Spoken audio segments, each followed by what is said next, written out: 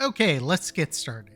And welcome back to Billy's Hop. Today we are working on the honor guard for the Triumph of St. Katherine model. And I gotta say, I really like the sculpting on these models. In fact, I even thought about magnetizing all of them and use them as proxy for other units, but I didn't really have the extra bases lying around. I also didn't want to lose the models just in case. One thing I really liked about the honor guard is how their equipment feels more ceremonial rather than practical. A lot of these models look like they belong in a grand funeral procession rather than charging across a battlefield. But let's get started, and if you enjoy this type of content, be sure to like, comment, and subscribe, and hit the bell for notification. And we're starting with the robes and painting them red to match the rest of my army. For this unit, I am dubbing the Knight model. I want her to have the same uniform as the rest of my sisters. My idea is to have her represent the Adeptus Sororitas Battle Sisters as a chosen for this honor, while the rest of the honor guard has more ceremonial attire. Okay, I meant to do this in the last video, but I completely forgot. I want to start explaining some of the abilities and anything special about these models that you can use in the tabletop game. Okay, so we're going to focus on the honor guard and what they can do. And interesting enough, they do have pistols for about 6 actions, but as everyone knows in the tabletop games, pistols don't really do much. But I do find it interesting they can use their relic weapons as melee weapons, and they have about 18 actions. But the main thing that's going to protect this model is probably the unit that is leading, and the only unit it can lead is the Battle Sisters. So if you're going to be running the Triumph of St. Katherine, I highly recommend getting a second Battle Sister squad specialized in protecting this model. And we are moving on to the second layer of skin tone. I actually did the first layer back in my previous video while I already had the paint mixed up for the cherubs. For the second layer, I do recommend applying it lightly, so some of the first coat can bleed through to help create that natural looking skin tone.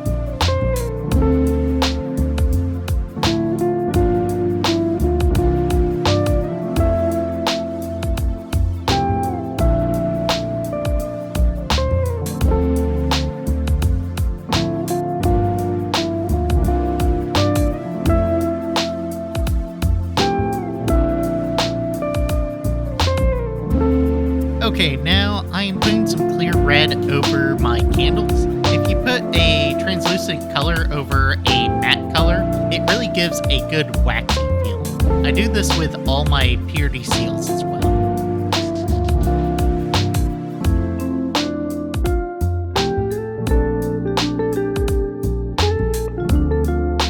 Now let's move on to the metallic base layer. And as always, we're starting off with a dry brush of Skull Crusher Brass.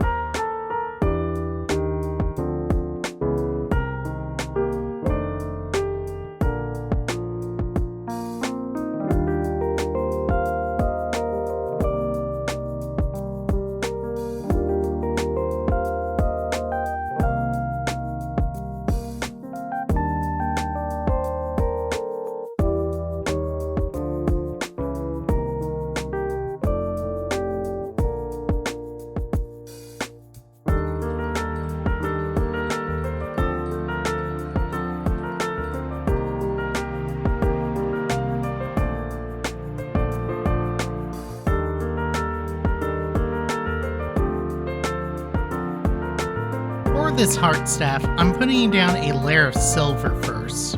And later, I'm going to be applying some clear red over it to create a translucent effect, so it looks more like a crystal or gemstone.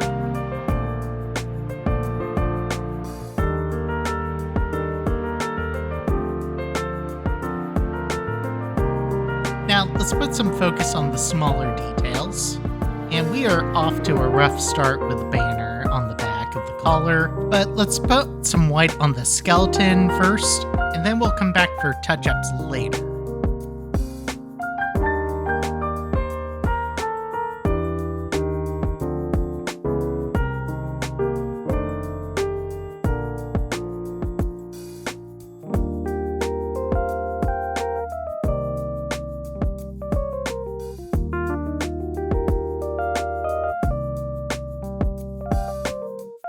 Next, I'm painting the rose petals pink. May have gone a little too heavy on that paint, but I'm going to thin down some clear red and use it as kind of a shade to bring back some of the deeper red tones. And once that's done, I'm going to finish up the flower girl and move on to the next one.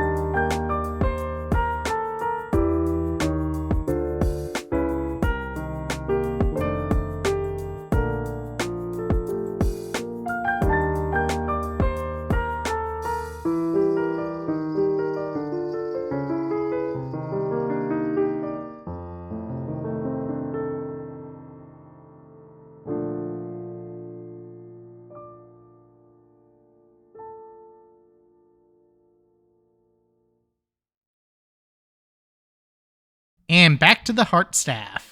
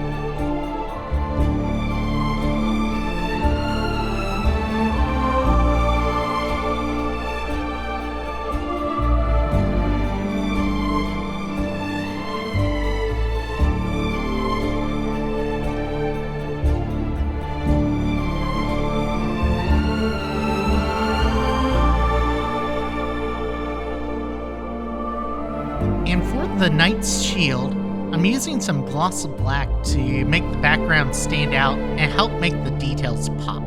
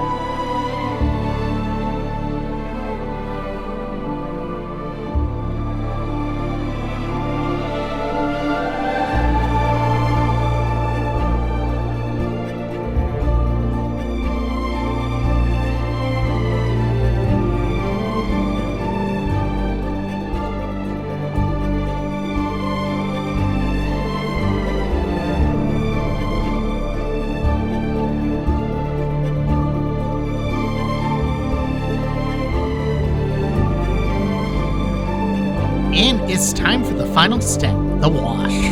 For the brass details, I'm using some Seraphim Sable.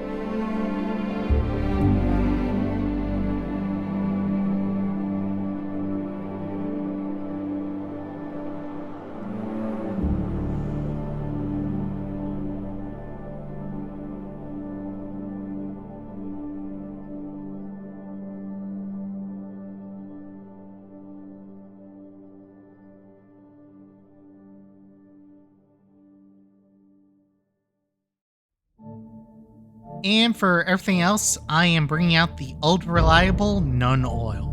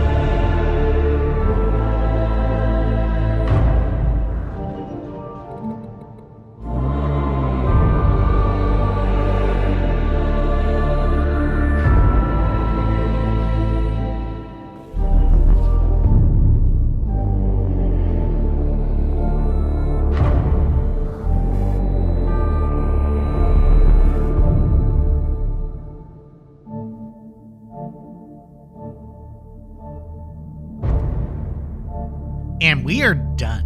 Here are the mostly finished honor guard. There's still a few details I wanted to touch up on before I glue them onto the base, but I absolutely love the details of these models, and the paint just brings them out. I do like some of the pieces from this kit, and I wish the kit was a little bit more affordable so I can kit bash it with some of the other units. For the extra work I have to do off camera, the gloss paint I use for the fire, which is gloss yellow, red, orange, I ran out of. I need to go get some more, and the rest of it is just touch-up. Here's a quick look at them on the base before I finish the terrain. And wow, the whole thing already has a presence to it, and I can't wait to see it on the battlefield. And they look fantastic surrounding the sarcophagus. And I really feel like this model is starting to come together. Now, let's remove the honor guard and St. Katherine so we can focus on the base in the next episode. Until then, thanks for hanging out with me, and I'll see you in the next one.